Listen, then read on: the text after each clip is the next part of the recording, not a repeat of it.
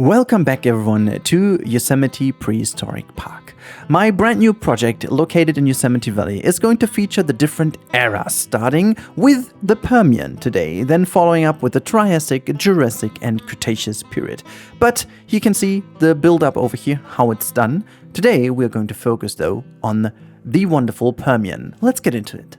Alright, so right at the beginning I have to be precise because we are putting a wonderful bazaar of water, or actually a lagoon in the center of it, which is more like a pond than a lagoon, but it's gonna be the central feature of this area.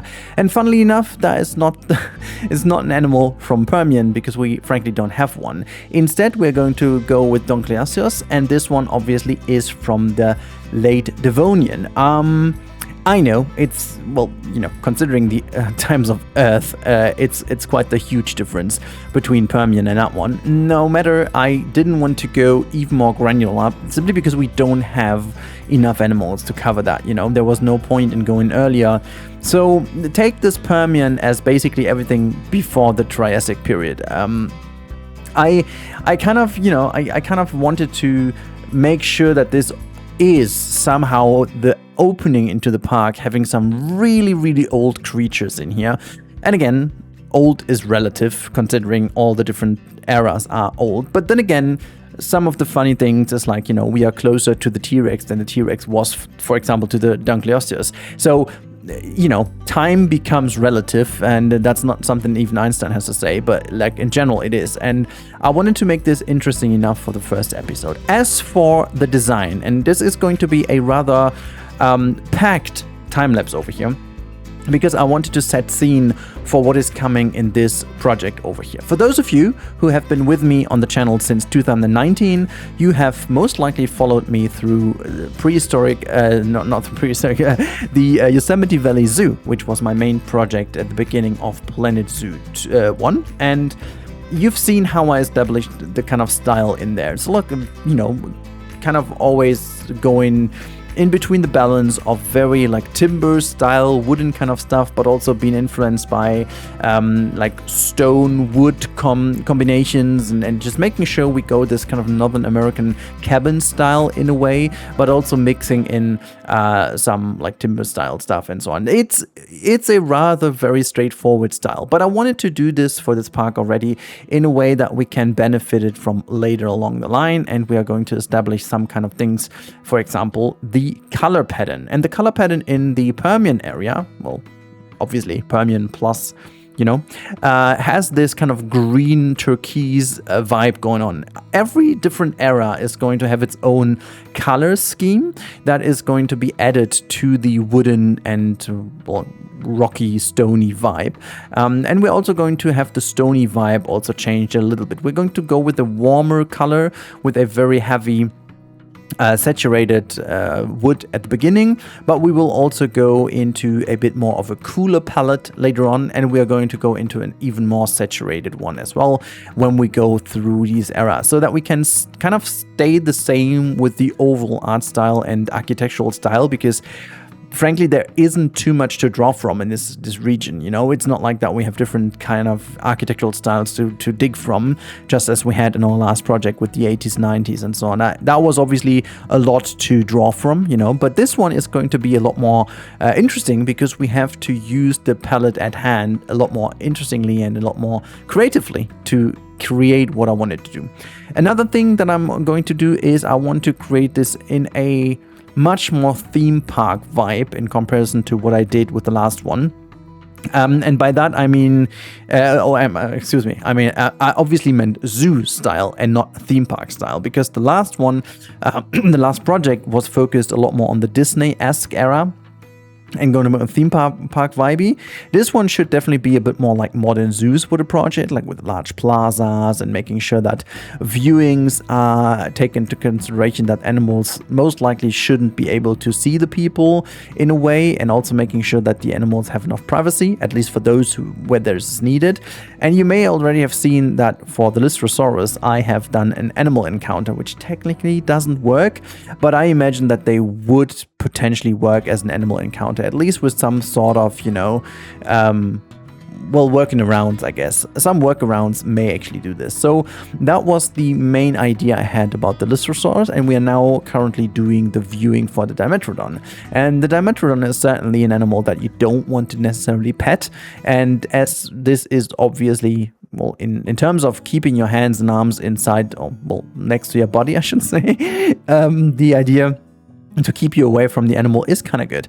This is why we have a raised kind of viewing area over here. I am particularly a fan of these things because they give you a very nice oversight of the area we have at hand, but at the same time it keeps the privacy for the animals, at least from their perspective, and especially with the Dimetrodon being an animal tucked to the ground for the most part, very nice a balance between the animal privacy but also the very nice view. And I can also imagine, like, from standing up over here, and we're gonna get and see some very cool cinematics later on, it'll give you a very nice overview of this region, especially seeing the sails of the animal very nicely. And this overall project is going to feature way less animals than my last projects in this game. I want to make this a lot more curated and making sure that the animals we are using are a lot more meaningful. So for this first episode of, well, potentially not 3 further, because I guess for Triassic, Jurassic, Cretaceous, we will each have at least 2, even though I'm not entirely sure if Triassic is going to receive 2. But definitely Jurassic is going to have at least 2 episodes, and Cretaceous potentially even 3 episodes. It's definitely down to the fact how many animals we have in the game to choose from. And, like, obviously the Permian and, well, Devonian era has more or less set themselves up by the amount of animals we have in game, which namingly are 3. So, but that was an easy choice. But now for the upcoming ones, we have a bit of a bigger choice to draw from, and I'm very interested to see where this is going with the other ones. You can let me know in the comments down below what type of animals you would love to see for the different eras. I will take that into consideration, and we can also make some votings on the channel. So if you want to also join my Discord channel, very, very much would appreciate that. You can obviously also jump down into the Jurassic World Evolution threads and give me some ideas in there as well. We might even do some lovely little polls in there too. Also, considering what we're doing over here, I am willing to, I hate to say that because it's always so much work, but it's worth it. I'm willing to dress up the facilities quite a lot more because there is one specific target I have. Now, as I said, the park will be a lot more curated by the amount of animals we have in here. I mean, some classics have to go in, obviously, but some other ones may actually be a bit more surprising. What I want to do is I want to make this the absolutely most filled zoo we have, or prehistoric park. The big issue I had in my last project was that I really didn't want to go deeper into, like, the hotels and facilities. It just kind of annoyed me. It wasn't really what filled me with joy of the game. And I wanted to switch things around over here and make sure that with every episode, we will also tuck in some of the facility areas to make sure that all the different guest needs are matched. And so the more, well, needs are matched, the better we will have guests coming into the parks. And I want to make sure that this is a really massively filled park. I mean, one could say, like Yosemite is right now, thanks to a certain president's kind of new rules of opening up for everyone. I'm not sure if that's the best idea ever, but hey, who am I to judge? I really want to make sure that this is a cramped in zoo with a lot of people coming in. I haven't really done this in the game yet to make it really full. So yeah, but you can see this is what we do over here. We do create like a little restaurant area to make this area look nice and clean. I'm using that little trick of having that circular tower in the middle to just fill up that gap of a 45 degrees angle that we have these two roofs joining each other. I'm a little bit surprised. I thought we had more pieces in game that would cover up these edges, but certainly I didn't find good pieces to fill in that gap, which is why I needed to use that trick of putting a tower in there solely for the purpose of filling in that unnecessary gap that we had. I'm also trying to fill up more of these areas with shade and making sure that we're having a lot more coherent styles going on. This is also why I'm using the same kind of build style for that lagoon viewing. And here's me again, like, it's not a complaint, but I really would love to see some overhaul in the viewing system. Like, obviously with all the piece by piece building, we now get this wonderful situation that we can create way more natural viewing galleries that we could in the previous games, yet we still have the same management mechanism. So when we don't have any viewing opportunities as like the in-game game demands, like lagoon viewings and towers and whatnot, people would not go to a certain area because there are no animals visible. I would really love to get like an invisible or like a null variant of a viewing, so that we can just put a viewing somewhere where guests would go, maybe like with a simple bench of some sort or so, that we could place anywhere and create our own kind of viewing galleries around it. That would be fantastic, because then like this raised viewing area I built for the Dimetrodon is like obviously purely like beneficial for like from a design perspective, but it's non-functional. It's cosmetic in a way, which something I really dislike. I would love these things to be functional. The same goes for the sidewalk that goes along the Lystrosaurus habitat. By the way, in that one, and we'll see that in the cinematics, I used a trick to make this habitat very hilly. So from that lower perspective of the guest, you can see these animals much more closer up when they walk up that little hill, because these animals are certainly rather small, and therefore you need to give the guest a bit of a chance to see them, and also at the same time make sure that these animals don't really feel that shy and endangered by the people. So giving them the high ground, they won't necessarily chop their legs as a certain someone, but they will happily be a lot more confident about their situation. And the more I think about my commentary today, I'm certainly sure this video is going to get demonetized. Whatever. Yeah, you can see I'm building here another little modular template that I'm going to use for our circular trick. In case you don't know, if you have a setup like I do over here using the grid pieces, and you do have an exact focus point in the middle, you will have the option to do a very nice rotated or like circular building in a way.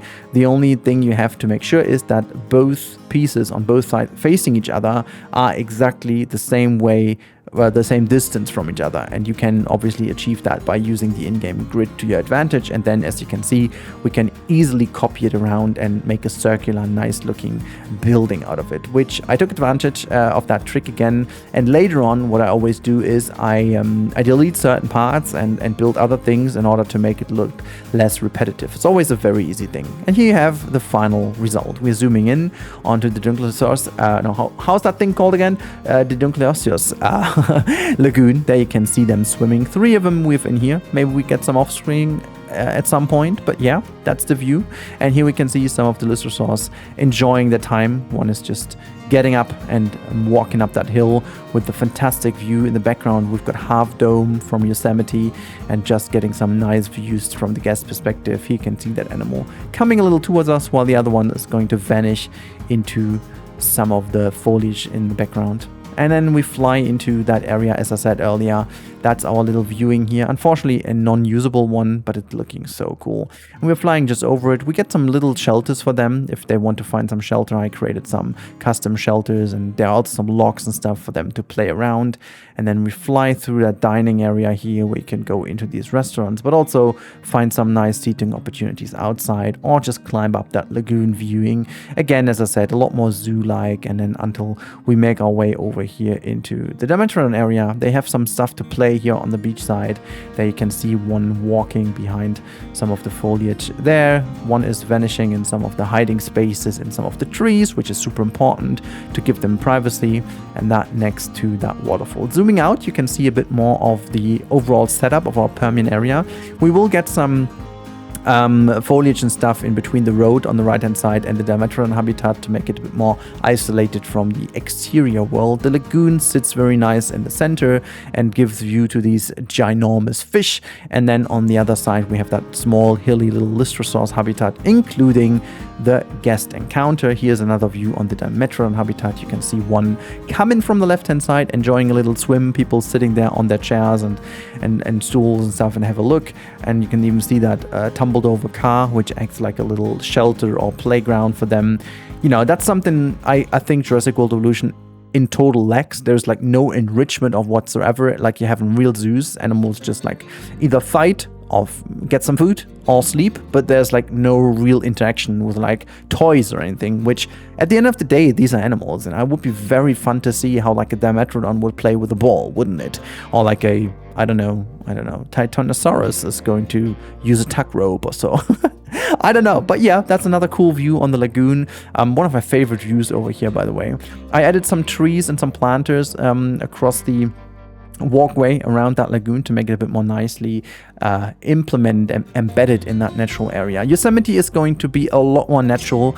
We are going to have some forests. We're going to have some areas in the forest, you know, like having some raised platforms and so on.